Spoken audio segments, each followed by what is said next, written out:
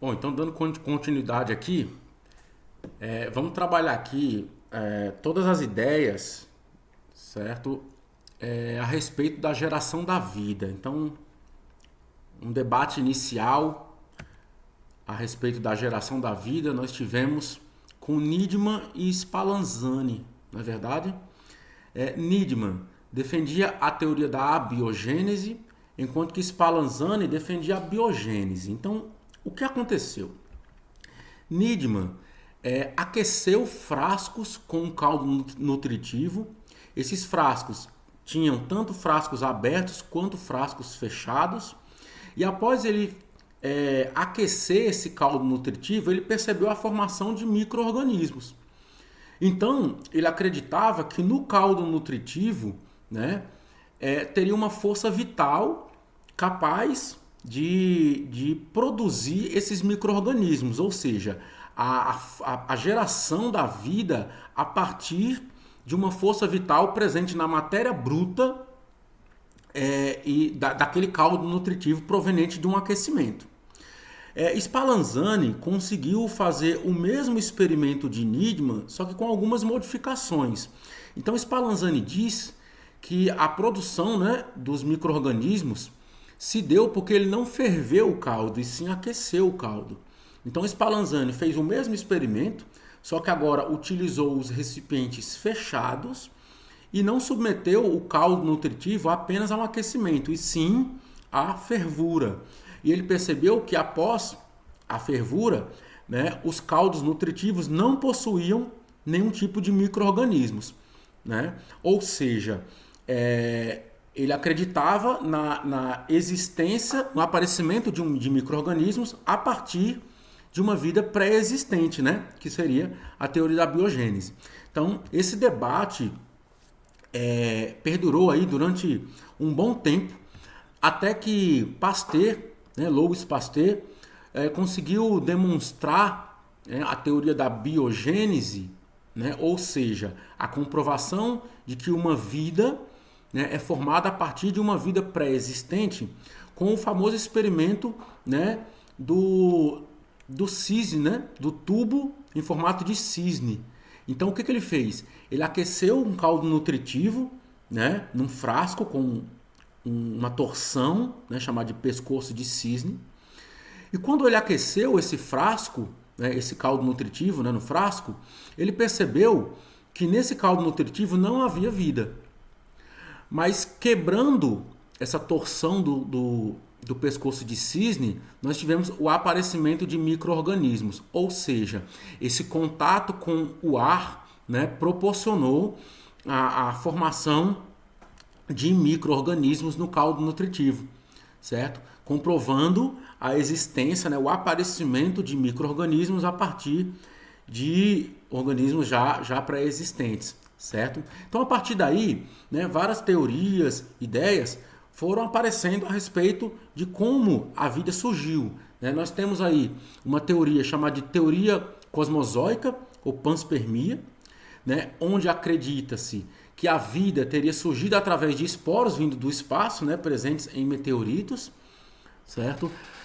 Nós temos aí algumas teorias que nos mostram que, por exemplo, a água, o sal, né, o cloreto de sódio que está presente aí nos oceanos, né, vieram de meteoritos, certo? Mas aí no caso a teoria cosmozoica trabalha com a vida, né, o surgimento da vida através desses esporos vindo do espaço.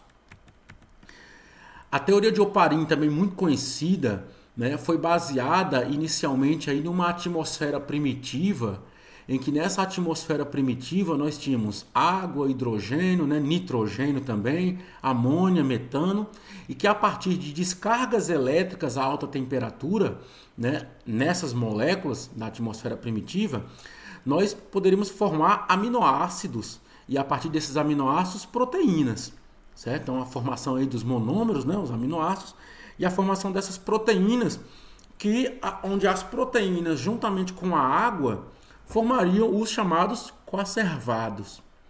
E esses coacervados, que seriam proteínas protegidas por água, em que quando essas proteínas conseguiriam se multiplicar produzindo um novo ser vivo. Então nós tivemos aí, através da teoria de Oparin, né, a partir dos coacervados, né, nossa união aí de proteínas com água, o surgimento do primeiro ser vivo, em que essa teoria de Oparin ela foi reproduzida, né, em laboratório através do que nós chamamos de experimento de Fox e Miller. Então o que eles fizeram? Né? Eles pegaram esses componentes, esses compostos da atmosfera primitiva e submeteram a descargas elétricas. E realmente conseguiram mostrar que o Oparin estava certo. Né? Eles conseguiram também produzir aminoácidos a partir da descarga elétrica desses compostos. Certo? Então a partir daí nós tivemos uma hipótese chamada de hipótese heterotrófica. Essa hipótese heterotrófica trabalha com a ideia de que o primeiro ser vivo seria o quê? Unicelular, procarionte, anaeróbico, heterotrófico fermentador, certo? Proveniente aí dos chamados coacervados, ok? Então, uma ideia aí, né, da origem da vida. Nós tivemos ainda de grande importância o sistema de classificação, né, a classificação e o status das espécies biológicas propostas aí por Linneu e por Buffon. Então vejam só, Linneu é considerado o pai da taxonomia, certo? Nossa parte aí da biologia, né? A ciência que classifica e organiza os seres vivos em grupos, responsável aí por toda a nomenclatura. Linneu teve sua associação com as plantas, onde ele proporcionou a implementação de um novo sistema para classificar as plantas, né? O chamado aí The Sexual System, né? Um nome que na comunidade científica da época não foi muito bem visto. Linneu também teve sua grande contribuição, né, com a sua relação aí com os animais. Ele criou o primeiro sistema, né, sistema Nature, que empregou pela primeira vez o sistema binomial de nomenclatura em zoologia. Então, alguns pontos aqui eu estou colocando para facilitar aí as anotações, certo? O entendimento de vocês. Bom, quais foram as regras, né? Algumas delas a gente pode citar aqui, em que agrupou esses organismos. Então a gente tem aqui algumas ideias, né? Em reino, classe, ordem, gênero e espécie, com base em traços significativos e utilizando as regras consistentes na época. Então vamos ver o exemplo. O cão doméstico, por exemplo, foi chamado de canis familiares. Canis é o nome do gênero para o grupo de animais que inclui o quê? Os cães, os lobos, os coiotes, chacais. A palavra familiares age como um descritor para diferenciar de maneira destacada os cães domésticos, né? Assim como, então, canis familiares a gente utiliza aí para o cão doméstico. Agora, canis lupus já a gente utiliza para os lobos, né? Então, o segundo nome ele vai atuar como um descritor para diferenciar, né, dessa maneira destacada os cães domésticos dos outros demais aí que foram citados. Buffon, né, descreve aí de que o homem é um animal. Então, a partir disso, ele acredita na continuidade das espécies, ou seja, de que a natureza não dá saltos. Isso significa que os organismos não podem ser classificados em categorias. Por quê? Porque as espécies, ao se afastarem de seu centro de origem, elas proporcionam aí o que chamamos de evolução degenerativa.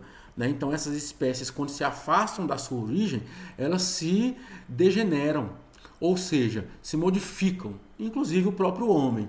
Né?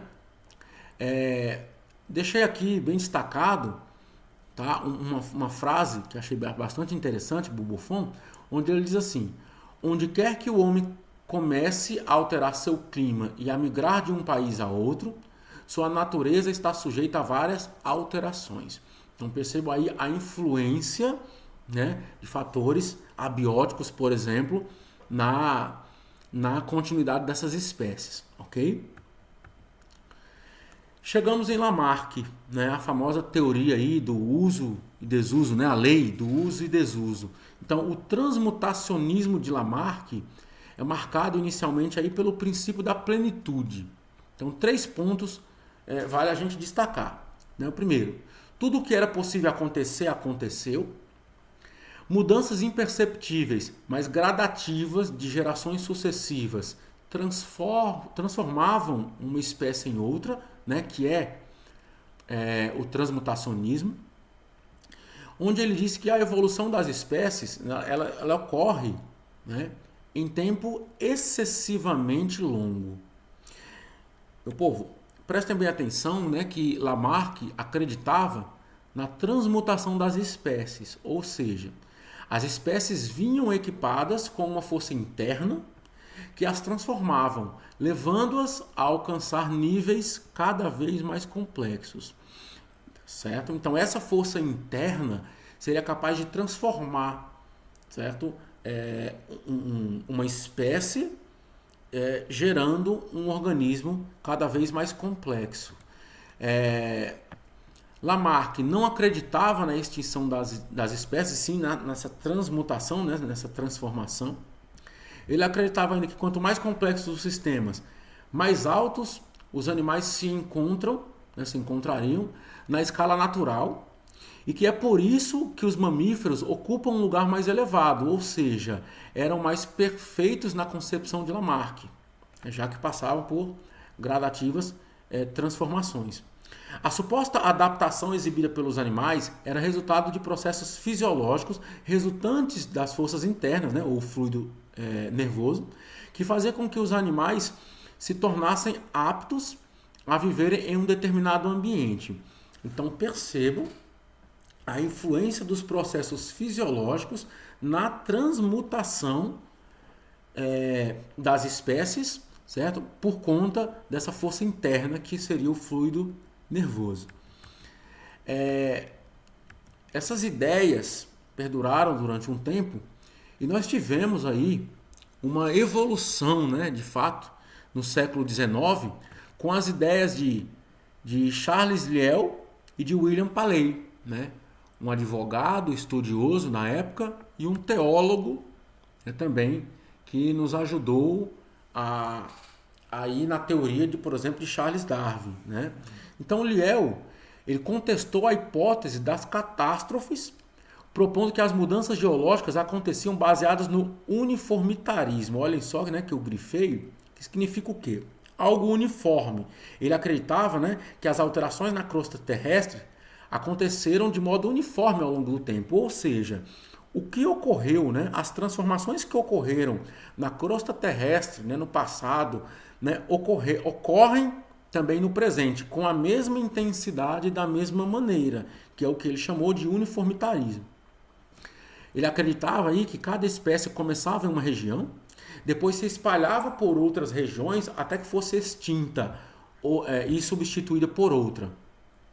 Tá? Então, essas alterações ocorriam de maneira uniforme, de fato, ao longo do tempo. Paley, né, um teólogo na época, mostrava aí, né, ele proporcionou que a teologia natural, né, favorecesse o estudo da natureza, com evidências na divina providência. Então, a evolução das espécies dependia de mudanças no ambiente. Então, veja, né, que essas ideias do teólogo, né, de Lyell, que é o advogado e estudioso, estão relacionadas ao tempo. Né? Então, isso já favorece uma ideia aí de seleção natural. Né? E também mostra a complexidade e adaptações dos seres vivos, que eram prova da intervenção divina na criação. Então, os organismos, as adaptações que os seres vivos tinham, né, de acordo com as mudanças climáticas, por exemplo, isso era simplesmente uma prova de que a divindade, né, uma divina providência existia aí. Então, a partir dessas ideias, entre outras que existiram, né, no século, Darwin criou a famosa teoria, né, da origem das espécies. Então nós temos a seleção natural como um ponto central na teoria de Darwin, né, que explica as adaptações presentes em todos os organismos, sejam estas de qualquer ordem. Então essas adaptações podem ser comportamental, uma adaptação anatômica, ou até mesmo uma adaptação fisiológica, né? Algumas observações e conclusões são importantes, né, para que a gente faça aqui na teoria de Darwin. Então, palavra-chave aí, né, a seleção natural. Então, primeira observação. As populações naturais de qualquer espécie tendem a crescer exponencialmente devido à capacidade de reprodução que tem. Não sei se vocês lembram, por exemplo, aí da teoria malthusiana, né? Ele fala lá que os seres crescem exponencialmente e o alimento linearmente, né? Então chega um dado momento que nós vamos ter uma competição, né, por alimento. A segunda observação, mesmo as espécies tendo elevada capacidade de reprodução, né, elevada capacidade reprodutiva, as populações se mantêm mais ou menos constantes em seu tamanho. Terceira observação, os recursos são limitados, como eu falei, né, pela teoria de Malthus, que o alimento ele cresce linearmente. Então, os recursos são limitados, considerando o número de indivíduos nascidos em uma população. Então, a partir dessas três observações, qual é a primeira conclusão? De que a mortalidade de indivíduos dentro da população é elevada, que é a luta pela existência. E assim, a grande maioria não deixa descendentes. Então, lembre-se, né, da teoria, né, os seres crescem, né, se reproduzem aí de forma exponencial, enquanto que o alimento é linear. Então, você construindo um gráfico onde eu tenho uma curva exponencial e uma reta, né, aí na linear, chega um determinado momento em que vai existir uma competição, que é a luta pela sobrevivência, né, pela existência. A quarta observação é de que os indivíduos de uma população apresentam grande variabilidade e, portanto, divergem quanto à capacidade de sobreviver e deixar descendentes. Então, essa adaptação ao meio devido à grande variabilidade. Segunda conclusão, os indivíduos que sobrevivem e chegam a deixar descendentes são aqueles preferencialmente mais adaptados às condições do meio, né? Seleção natural.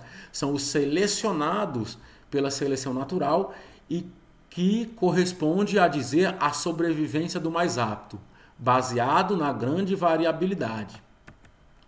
Quinta observação, grande parte da variabilidade exibida por uma população foi herdada pelos pais, né, dos pais. E a terceira conclusão é que, uma vez que a cada geração a seleção natural age sobre os indivíduos de uma população e seleciona os mais aptos a sobreviver e deixar descendentes, e tendo em vista que esta aptidão corresponde a um conjunto de características que lhe confere maior adaptação ao meio, a espécie vai sendo lenta e ininterruptamente ajustada, né? Ou seja, modificada às condições impostas pelo meio, o que implica em se tornar diferente do tipo original ao longo do tempo. Então, olha, percebam que na teoria de Darwin ele já começa a citar o que nós chamamos de variabilidade genética. Mas desde que foi um dos problemas da sua teoria, né, das pendências, de que ele não conseguia explicar essa variabilidade genética. Ou seja, ele sabia que a variabilidade existia, né, devido ali a uma seleção natural, mas de que eu não conseguia explicar de onde vem essa variabilidade, né? Certo? Então, Darwin, essa ideia de Darwin teve influência na religião e na epistemologia, né? Ou seja, na religião e na filosofia. Na religião, quais foram as reações de Darwin? Então, o darwinismo proporcionou uma condição, né, lógico, da ciência para o crescimento e reprodução do fundamentalismo protestante, contribuiu para o fortalecimento da cosmovisão e da ética fundamentalistas e proporcionou debates no Ocidente, até os dias de hoje, a respeito das ciências versus religião, né? O que nós conhecemos nos dias atuais, né? Na teoria aí, né? da discussão que existe do evolucionismo versus o criacionismo, certo? Então essa influência teve, né? Ocorreu aí do darwinismo na religião. Na filosofia, nós destacamos uma obra epistemológica, né, de Popper. Essa obra, né, ela constitui uma crítica ao tradicional projeto de uma teoria demarcatória entre ciência empírica e pseudociência empírica baseada no indutivismo, né, naquela indução, né, na epistemologia, né, nas observações. Ela afasta como metafísicas teorias como a psicanálise, a astrologia e o darwinismo, né, que é o nosso foco. Essa obra de Popper é considerada uma epistemologia pós-darwiniana, por se tratar de quê? De reflexões baseadas no naturalismo biológico derivado do próprio Darwin, onde os seres vivos têm antecipações e expectativas anteriores à experiência, né? Essas disposições são selecionadas pelo ambiente de acordo com o interesse prático de sobrevivência do organismo, né? Aquela adaptação ao meio, né? Mostrando aí a seleção natural. Ele encarou essas antecipações e disposições biologicamente inatas como teorias e hipóteses não linguisticamente formuladas sobre o mundo e a seleção das mesmas pelo ambiente como refutações. E aí, né, ele encontra na biologia darwiniana um processo análogo ao processo de conjecturas e refutações por ele defendido, né, na filosofia e na epistemologia. As suas ideias são baseadas em instrução e seleção, e ele mostra 3 níveis de adaptação importantes aí, ó. A adaptação genética, a aprendizagem do comportamento e a descoberta científica. Então compreenda, né, que ao longo, né, dessa nossa disciplina, essa história da biologia, ela está altamente conectada com as ideias da filosofia, né? Seguindo aí a metafísica de Aristóteles, epistemologia, tanto, né, aristotélica quanto pós-Darwin. Existe um ponto interessante, né, que é o eclipse do darwinismo. O que é esse eclipse? Né? Quando nós falamos em eclipse, nós pensamos em mudança, né, numa transição, numa mudança de fase. Essa expressão ela foi utilizada aí por Julian Huxley. Por que foi usada, né? Porque, na verdade, o darwinismo ele perdeu um pouco da sua popularidade por conta dos problemas em sua teoria. Então, Darwin acreditava na variabilidade, mas ele não conseguia explicar essa variabilidade, ou seja, ele não conseguia conectar as suas ideias aos aspectos da genética, né? Posteriores aí de Mendel. Então, esse eclipse do darwinismo ele remete a um período anterior à síntese evolutiva moderna, né? Que nós vamos comentar aqui por último. Devido ao quê? Ao declínio dessa popularidade por conta, né, dos problemas em sua teoria. Então ele não conseguia explicar a origem das variações e como as características seriam transmitidas para os descendentes. Eis aí a grande questão, o grande problema a ser resolvido na teoria de Darwin. Com isso, nós temos o que nós chamamos de herança no século XIX, né? Proporcionada aí por todo esse conhecimento aí de Mendel, Darwin e Weismann, que também contribuiu, né, para a síntese na teoria que nós vamos trabalhar aí por último. Então, na teoria da evolução, o principal problema era justamente o quê? Reconciliar a teoria mendeliana da genética com a descrição biométrica da variação contínua em populações reais. Então, Fischer, em 1918, demonstrou que todos os resultados conhecidos, né, pelos biometristas poderiam ser derivados, sim, de princípios mendelianos, ou seja, né, dos caracteres adquiridos utilizando a genética, né? Então, nós que temos o conhecimento da genética sabemos a contribuição que Mendel teve para o desenvolvimento desse tópico, né, desse estudo. Então, a seleção natural agora poderia operar com a genética. Isso significa que a síntese da teoria da seleção natural de Darwin com a teoria mendeliana da hereditariedade estabeleceu o que é conhecido como neodarwinismo, né? Ou teoria sintética da evolução ou síntese moderna, né? Teoria moderna. Ou seja, a teoria de Darwin não nos trouxe explicações a respeito da variabilidade, dos aspectos genéticos. A teoria de Darwin, junto com os estudos de Mendel, né, a respeito da genética, gerou uma nova teoria conhecida como teoria sintética da evolução. Ou seja, a teoria de Darwin agora, né, tem uma fundação firme em uma teoria da hereditariedade bem testada, né, com as ideias de Darwin.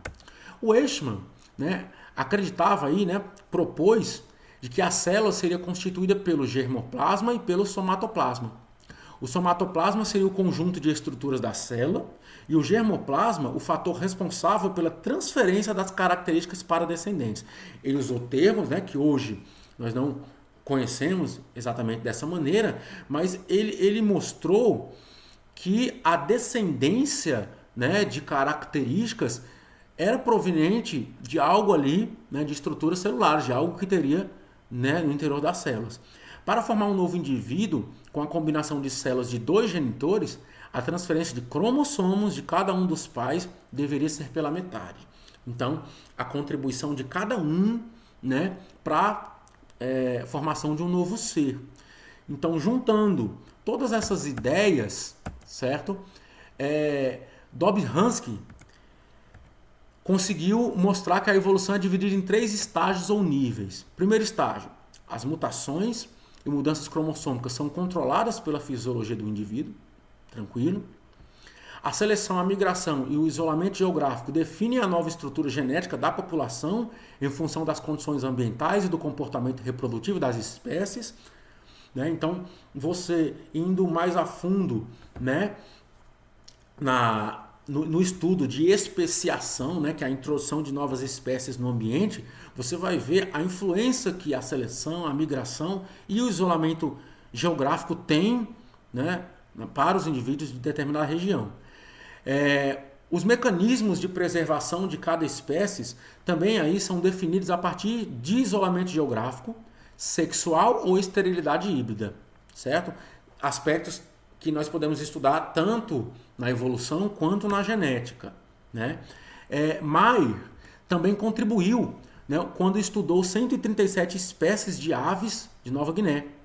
Aí diz assim, ó, as espécies se diferenciavam não pela forma, né, como era aceito até então, mas pelas características genéticas definidas ao longo do tempo, a partir do isolamento geográfico que um grupo ou mesmo uma fêmea atingia, fazendo com que os descendentes passassem a apresentar isolamento reprodutivo de modo a formar uma nova espécie, ok? Nós também tivemos a contribuição aí para a síntese moderna, né, Simpson. Então ele trabalha com a especiação, que é um processo de diferenciação de novas espécies, né? Então o fator aí migração, né, isolamento geográfico também contribui para a especiação. Ele acredita na evolução linear filética, né, onde descreve a mudança gradual em uma população de uma espécie ou na espécie completa.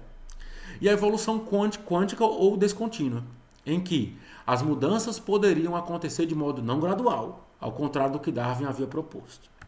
Sendo assim, né, digo a vocês que a contribuição de Dobzhansky, né, de Mayr e Simpson proporcionou uma revisão na teoria de Darwin, né, juntamente aí com a genética, tornando-a mais consistente para explicar o processo evolutivo dos seres vivos. Então, eu concluo da seguinte maneira. As mutações permitem que ocorra o quê? Variabilidade de genótipos, genes. Essa variabilidade de genótipo vai gerar variabilidade de fenótipos e que vai proporcionar a seleção natural. Concorda? Então, todo esse problema, né, existente na teoria de Darwin foi solucionado aí, né, com as ideias posteriores, né, e aí nós temos hoje o que nós conhecemos como neodarwinismo, em que as mutações permitem a variabilidade de genótipos. Essa variabilidade de genótipos proporciona a variabilidade de fenótipos, que vai ocasionar a seleção natural. Ok? Bom, então espero ter contribuído aí, né, para o nosso conteúdo, para a nossa disciplina de História da Geografia, né? Então façam um bom uso, né, da nossa aula, do nosso material didático e até a próxima.